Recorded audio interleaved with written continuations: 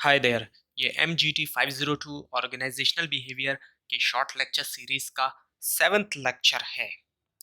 इसके अंदर भी आपको मेन पॉइंट्स करवाए जाएंगे और ये जो स्लाइड है इसका लिंक आपसे शेयर किया जाएगा। इस स्लाइड को आप नीचे डिस्क्रिप्शन बॉक्स में दिए गए लिंक से डाउनलोड कर सकेंगे अगर आपको स्लाइड्स को सर्च करने के अंदर प्रॉब्लम हो रही है तो इसके अंदर सबसे पहले है द इम्पोर्टेंस ऑफ वैल्यूज। अब जो वैल्यूज हैं इसके बारे में पिछले लेसन में काफ़ी डिटेल आ चुकी है और ये भी आ चुका है कि इम्पोर्टेंस क्या है, लेकिन इस पर नज़र डाल लेते हैं। सो वैल्यू जो है वो बेस प्रोवाइड करती है, उसी बेस के ऊपर एटीट्यूड, परसेप्शन, मोटिवेशन और बिहेवियर होता है। So now the rights. अब राइट्स क्या है? राइट्स मुराद हक, किसी भी शख्स का जो हक है वो जो है राइट्स है। और राइट्स दो तरह के हैं, लीगल राइट्स और मॉरल राइट। लीगल राइट वो होता है जो कि सिस्टम ऑफ लॉ जो है डिफाइन करता है, यानी कानूनी तौर पे जो होता है। और मॉरल राइट वो होता है जो बेस करता है एथिकल स्टैंडर्ड्स के ऊपर, जो अखलाकी एक स्टैंडर्ड है उसके ऊपर। इसका पर्पस ये है कि एक फ्रीली तौर पे एक शख्स जो है वो परस्यू कर सके सर्टेन एक्शंस को दूसरों के इंटरफेयर के बगैर, क्योंकि उसको फिर राइट मिल जाता है तो दूसरों का फिर इंटरफेयर नहीं होता जब वो सर्टेन एक्शंस को परस्यू करता है। सो एटीट्यूड्स। अब एटीट्यूड जो है वो क्या है? अब एटीट्यूड के बारे में यहाँ पे काफ़ी कुछ लिखा हुआ है। एटीट्यूड एटीट्यूड का मतलब ये द वे यू थिंक, जिस तरीके से आप सोचते हैं, एंड फील अबाउट समवन और समथिंग, और फील करते हैं किसी के बारे में या किसी चीज़ के बारे में। सो तीन कंपोनेंट्स हैं एटीट्यूड्स के, कॉग्निटिव, अफेक्टिव और बिहेवियरल। जो कॉग्निटिव है वो थिंकिंग पार्ट है, अफेक्टिव जो है वो फीलिंग पार्ट है और बिहेवियरल जो है वो डूइंग पार्ट है। सो इसको थोड़ा सा और देखते हैं। सो जो कॉग्निटिव कंपोनेंट है एटीट्यूड का, वो जो है ओपिनियन या बिलीफ सेगमेंट है एटीट्यूड का। अफेक्टिव जो है वो इमोशन या फीलिंग सेगमेंट है एटीट्यूड का। बिहेवियरल जो है वो बिहेवियरल जो कंपोनेंट है एटीट्यूड का, वो जो है intention to behave in a certain way, एक खास तरीके से जो है वो बिहेव करना, उसकी इंटेंशन होना टुवर्ड्स समवन और समथिंग। अब सोर्सेस ऑफ एटीट्यूड्स, एटीट्यूड कहाँ से आता है? इसके भी तकरीबन वही सोर्सेस हैं जो वैल्यूज़ के सोर्सेस हैं। एक्वायर्ड फ्रॉम पेरेंट्स, पेरेंट्स से आता है। टीचर्स हैं, पीयर ग्रुप मेंबर हैं। इसके अलावा जेनेटिक्स यानी कि जीन्स से आता है। इसके अलावा ऑब्जर्वेशन यानी दूसरों को ऑब्जर्व करके। और एटीट्यूड जो है वो लेस स्टेबल होता है वैल्यूज़ के मुकाबले में। वैल्यूज़ जो है वो ज़्यादा स्टेबल होती हैं और ज़्यादा लॉन्ग लास्टिंग होती हैं। अब यहाँ पे भी वही चीज़ दी गई है कि sources of attitude. So types of attitudes, तीन टाइप्स हैं इसकी: job satisfaction, job involvement, organisational commitment. So job satisfaction का मतलब ये है कि refer to individuals general attitude toward his और हर जॉब। एक जनरल एटीट्यूड जो है किसी भी इंडिविजुअल का अपनी जॉब की तरफ, उसको कहा जाता है जॉब सेटिस्फेक्शन। और जॉब इन्वॉल्वमेंट से मुराद ये कि how much you want to involve in the job, किस हद तक जो है आप इन्वॉल्व होना चाहते हैं जॉब के अंदर। और ऑर्गेनाइजेशनल कमिटमेंट से मुराद ये कि कनेक्शन या बॉन्ड जो कि एम्प्लॉइज़ का होता है अपने एम्प्लॉयर के साथ, उसको ऑर्गेनाइजेशनल कमिटमेंट कहते हैं। So the three components of attitude. अब तीन कंपोनेंट्स हैं एटीट्यूड के: कॉग्निटिव, अफेक्ट और बिहेवियर। कॉग्निटिव जो है वो बिलीव्स एंड वैल्यूज़ हैं, जैसे कि for example my supervisor is unfair. ये चीज़ होना कि मेरा सुपरवाइज़र जो है वो अनफेयर है। Having a fair supervisor is important to me. एक अच्छा एक फेयर सुपरवाइज़र होना जो है वो ज़रूरी है मेरे लिए। और अफेक्ट के अंदर फीलिंग्स एंड इमोशन है, जैसे कि I don't like my supervisor, मैं अपने सुपरवाइज़र को पसंद नहीं करता। और बिहेवियर जो कि इंटेंडेड बिहेवियर है, I am going to request a transfer, इनके ट्रांसफ़र की रिक्वेस्ट करने वाला हूँ मैं। So job satisfaction, what determines job satisfaction? क्या चीज़ डिटरमाइन करती है जॉब सेटिस्फेक्शन को? पहली चीज़ तो मेंटली चैलेंजिंग वर्क है, एक वो चीज़। और इक्विटेबल रिवार्ड्स, यानी कि जितना काम किया है उतना रिवार्ड मिल रहा है या नहीं मिल रहा। और सपोर्टिव वर्किंग कंडीशन, जो वर्किंग कंडीशन है वो सपोर्टिव है या नहीं है। सपोर्टिव कोलीग्स, जो साथ में काम करने वाले लोग हैं वो किस हद तक सपोर्टिव हैं। और job personality fit, personality fit job, यानी कि पर्सनैलिटी के मुताबिक जॉब फिट है या नहीं, जैसी पर्सनैलिटी है उसके मुताबिक जॉब है नहीं। अब एक शख्स जो कि कम्युनिकेशन में अच्छा है तो ज़ाहिर बात है उसकी जो जॉब है वो कम्युनिकेशन के हिसाब से हो, कस्टमर डीलिंग के हिसाब से हो, तो ज़ाहिर बात है वो उसको फिट करती है। और इसी तरह से एक शख्स ऐसा है जिसकी कैलकुलेशन वगैरह अच्छी है तो उसकी अकाउंट्स वगैरह की उसके लिए जॉब जो है वो उसको फिट करती है। तो जैसी पर्सनैलिटी है उसके हिसाब से जो है वो जॉब जो है वो फिट, उससे भी फ़र्क पड़ता है कि उस सैटिस्फैक्शन उसकी ज़्यादा होगी जितनी फिट करेगी। उसके अलावा हेरिडिटी जीन्स, यानी कि जेनेटिकली तौर पे जो है जो चीज़ें ट्रांसफ़र हुई हैं उससे भी फ़र्क पड़ता है जॉब सैटिस्फैक्शन में। So job satisfaction and employee performance, satisfaction से प्रोडक्टिविटी पे असर पड़ता है। और एब्सेंटिज्म यानी कि एब्सेंट होना, गैर हाज़िरी होना, छुट्टी वगैरह करना। तो जितनी ज़्यादा सेटिस्फेक्शन होगी उतनी कम एब्सेंटिज्म होगी।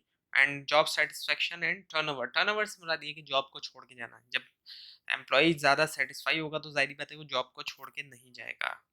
सो इम्प्लीकेशंस फॉर मैनेजर्स, अब मैनेजर्स के लिए कुछ इंपॉर्टेंट चीज़ें हैं।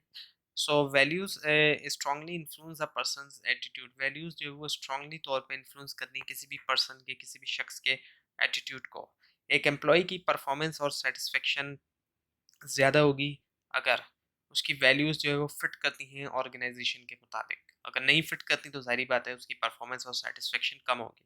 सो मैनेजर को इंटरेस्टेड होना चाहिए एम्प्लॉय के एटीट्यूड में, क्योंकि एटीट्यूड जो है वो वार्निंग देता है पोटेंशियल प्रॉब्लम्स का। जो भी प्रॉब्लम्स है, मुमकिन तौर पे जो प्रॉब्लम्स है उसका वार्निंग मिलती है एटीट्यूड से, और वो इन्फ्लुएंस करता है बिहेवियर को। So what is mean by job satisfaction? Job satisfaction का मतलब क्या है? जॉब सेटिस्फेक्शन एक इमोशनल रिस्पॉन्स है जॉब सिचुएशन को।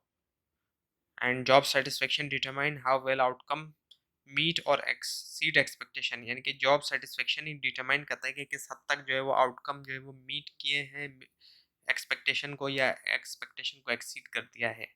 और जॉब सेटिस्फेक्शन रिप्रेजेंट करता है सेवरल रिलेटेड एटीट्यूड, यानी कि द वर्क इटसेल्फ, यानी कि अगर वर्क इंटरेस्टेड है आपके लिए तो आपका जो एटीट्यूड है वो पॉजिटिव होगा। द पे, अब पे से मुराद यानी कि जो सैलरी वगैरह है, अगर पे जो है वो इक्विटेबल है तो आपकी सेटिस्फेक्शन जो है वो हाई होगी। एंड प्रमोशन अपॉर्चुनिटीज़, अगर कोई प्रमोशन नहीं है और ज़ाहिर बात है कोई अपॉर्चुनिटी नहीं है तो फिर जॉब को छोड़ने का सोचा जाएगा। लेकिन अगर है तो ज़ाहिर बात है सेटिस्फेक्शन होगी अगर प्रमोशन की अपॉर्चुनिटी है। और उसके अलावा सुपरविजन, किस किस्म की सुपरविजन है, पावर डिस्टेंस ज़्यादा है या नहीं है। पावर डिस्टेंस से मुराद ये है कि फ़र्क किया जा रहा है या नहीं किया जा रहा ज़्यादा जो ऊपर और नीचे के लोग हैं उनके दरमियान। और को-वर्कर से मुराद ये कि अगर जो साथ काम करने वाले लोग हैं अगर वो सपोर्टिव हैं तो सेटिस्फेक्शन फिर ज़्यादा हाई होगी। अब वही चीज़ें थोड़ी और ज़्यादा यहाँ समझाई गई है। Attitudes associated with the job satisfaction, work itself, उससे भी जॉब सेटिस्फेक्शन पे फ़र्क पड़ता है जो काम कर रहे हैं उससे। को-वर्कर्स जो साथ काम करने वाले लोग हैं, प्रमोशन अपॉर्चुनिटीज़, इससे भी फ़र्क पड़ता है सेटिस्फेक्शन पे, सैलरी वगैरह जो है उससे भी फ़र्क पड़ता है। वर्किंग कंडीशंस, कंडीशंस फ़ेवरेबल हैं, नहीं है, अच्छी है कंडीशन या नहीं है, ख़राब है, क्या है। सुपरविजन से फ़र्क पड़ता है, जो सुपरवाइज़ कर रहा है आपको वो किस तरीके से कर रहा है, वो पावर डिस्टेंस उसका ज़्यादा है, कम है, क्या है सिलसिला। और जॉब सिक्योरिटी भी मैटर करती है कि किस हद तक जॉब सिक्योर है, जॉब छूटने के चांसेस ज़्यादा हैं, कम हैं, तो उससे भी जॉब सेटिस्फेक्शन पे फ़र्क पड़ता है। So outcomes of job satisfaction, satisfaction and productivity, satisfaction से प्रोडक्टिविटी पे असर है, सेटिस्फेक्शन से टर्नओवर यानी कि जॉब छोड़ के जाना, जॉब सेटिस्फेक्शन एंड एब्सेंटीज़म, छुट्टी वगैरह करना, and satisfaction and citizen behaviour. अब इन्हीं चीज़ों को थोड़ा और समझते हैं। So satisfaction and productivity, satisfied worker are not necessarily more productive. अब ये ज़रूरी नहीं है कि लाजमी सेटिस्फाइड वर्कर ज़्यादा प्रोडक्टिव हो, लेकिन वर्कर प्रोडक्टिविटी हायर होती है ऑर्गेनाइजेशन में जब ज़्यादा सेटिस्फाइड वर्कर होते हैं। जब ज़्यादा सेटिस्फाइड वर्कर होंगे तो वर्कर प्रोडक्टिविटी हायर होगी ऑर्गेनाइजेशन के अंदर। सेटिस्फेक्शन एंड एब्सेंटीज़म की बात करें, so satisfied employee have fewer avoidable absences, यानी कि बहुत कम जो है वो अवॉइडेबल एब्सेंसेस होती हैं जो सेटिस्फाइड वर्कर होते हैं।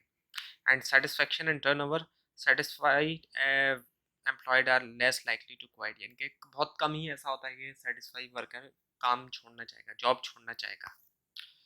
सो satisfaction and organizational citizenship behavior, so satisfied employees who feel fairly treated by and are trusting of the organization are more willing to engage in behavior that go behind the normal expectation of their job। जो satisfied employee होते हैं, जो feel करते हैं fairly treated और trust कर रहे होते हैं ऑर्गेनाइजेशन को, वो विलिंग टू इंगेज होते हैं ऐसे बिहेवियर में जो कि नॉर्मल एक्सपेक्टेशन से ज़्यादा होता है, उनकी जॉब का जो नॉर्मल एक्सपेक्टेशन होती है उससे ज़्यादा होता है। So are happy workers better workers, यानी जो ऐसे वर्कर जो खुश हैं क्या वो ज़्यादा बेहतर होते हैं। सो उसका जवाब ये है कि सेटिस्फेक्शन कॉजेज परफॉर्मेंस, जब सेटिस्फेक्शन होगी तो उससे परफॉर्मेंस होगी, सेटिस्फेक्शन नहीं होगी तो परफॉर्मेंस नहीं होगी। और परफॉर्मेंस से ही सेटिस्फेक्शन भी आएगी। और रिवार्ड जो है causes both satisfaction and performance. जब रिवार्ड मिलता है एम्प्लॉयज़ को तो उनकी परफॉर्मेंस भी होती है और उनकी सेटिस्फेक्शन भी होती है। सो सेटिस्फेक्शन परफॉर्मेंस के तीन यहाँ पे रिलेशनशिप जो है आपको दिखाए जा रहे हैं। सो जो पहला रिलेशनशिप है वो है कि job satisfaction to performance. Satisfied worker is more productive. जो सेटिस्फाइड वर्कर है वो ज़्यादा प्रोडक्टिव है। और दूसरा है the more productive worker is satisfied. और जो ज़्यादा प्रोडक्टिव वर्कर है वो सेटिस्फाइड है। और तीसरे में जो है क्या है कि रिलेट कर दिया है परफॉर्मेंस को रिवार्ड सिस्टम के साथ। ऐसे सिचुएशन में क्या होगा कि performance will be according to perceived equity. जो परफॉर्मेंस होगी वो परसीव्ड इक्विटी के मुताबिक होगी। So response to job dissatisfaction. अब यहाँ पे चार तरह की चीज़ें हैं। एक तरफ कंस्ट्रक्टिव अप्रोच है, एक तरफ डिस्ट्रक्टिव अप्रोच है, और एक तरफ एक्टिव है और एक तरफ पैसिव है। अगर एम्प्लॉय जो है वो एक्टिव अप्रोच अपनाता है, एक्टिव के अंदर अगर वो कंस्ट्रक्टिव होगा तो क्या करेगा, वो कंप्लेन करेगा। वो वॉइस जो लिखा हुआ है यहाँ पे यानी कि वो कंप्लेन करेगा। लेकिन अगर वो डिस्ट्रक्टिव अपनाता है तो ऐसे सिचुएशन के अंदर वो कहेगा एग्जिट, यानी कि मैं काम नहीं करना चाहता। और अगर वो पैसिव है तो पैसिव के अंदर अगर वो कंस्ट्रक्टिव होगा तो वो लॉयल्टी शो करेगा, लॉयल्टी के साथ बोलेगा कि ये चीज़ इस तरीके से होनी चाहिए। लेकिन अगर वो डिस्ट्रक्टिव होगा तो वो नेग्लेक्ट करेगा, यानी कि कहेगा I don't care about the loss, मतलब लॉस के बारे में मुझे कोई परवाह नहीं है अगर वो लॉस होता भी है तो। Barriers to change attitude. अब जो बैरियर्स हैं एटीट्यूड को चेंज करने के, उसमें है प्रायर कमिटमेंट, यानी कि जो पहले से कमिटमेंट है एक वो, और इनसफिशिएंट इन्फॉर्मेशन, यानी कि इन्फॉर्मेशन का सफिशिएंट ना होना, एनफ नहीं होना, काफ़ी नहीं होना। Both personality and attitude are complex cognitive processes. दोनों जो पर्सनैलिटी और एटीट्यूड हैं ये कॉम्प्लेक्स कॉग्निटिव प्रोसेसेस हैं। तो ये था आज का लेसन नंबर 7। आपको अगर कोई क्वेश्चन हो तो नीचे कमेंट कीजिए, और ये स्लाइड जो है इसका लिंक आपको नीचे डिस्क्रिप्शन बॉक्स में दिया जाएगा, वहाँ से आप इस स्लाइड को भी डाउनलोड कर सकेंगे। लेकिन अगर आपको लिंक ना मिले उसके लिए आप नीचे कमेंट कीजिए, और इस पूरी सीरीज़ को देखने के लिए इस चैनल को सब्सक्राइब कीजिए, बेल आइकन के ऊपर क्लिक कीजिए। Thanks for watching this video.